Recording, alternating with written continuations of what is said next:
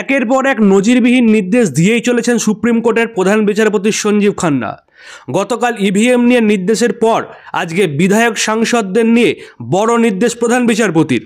আপনাদেরকে গত পরশুই জানিয়েছিলাম, দেশে এমন বহু সংসদ সদস্য রয়েছেন ও বিধায়করা রয়েছেন যাদের বিরুদ্ধে অপরাধমূলক মামলা দায়ের রয়েছে। এই নিয়ে সুপ্রিম কোর্টে মামলা দায়ের হয়েছে। এই মামলায় দাবি করা হয়েছে যে দেশের সংসদ সদস্য ও বিধায়কদের বিরুদ্ধে চলমান ফৌজদারি মামলাগুলো দ্রুত নিষ্পত্তি করা হোক এবং দোষী নেতাদের উপর আজীবন নিষেধাজ্ঞা আরোপ করা হোক।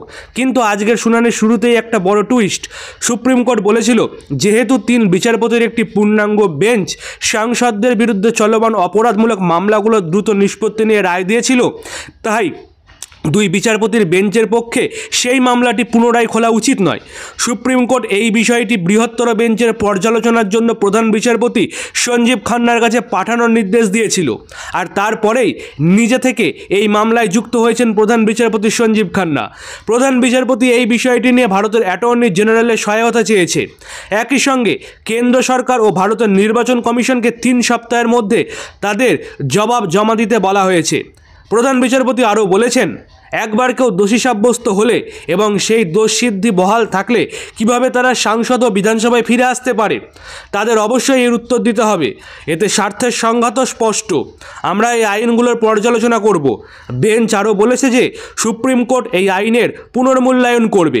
বেঞ্চ আরও বলেছে, আমাদের জনপ্রতিনিধিত্ব আইন এর 8 ও 9 নম্বর ধারাগুলোর বিষয়ে পরিষ্কার ধারণা থাকা উচিত।